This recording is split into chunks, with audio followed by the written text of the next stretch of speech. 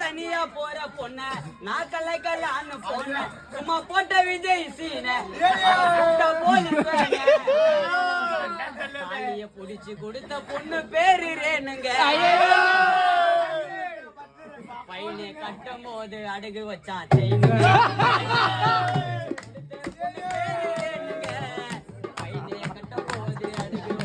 பாடு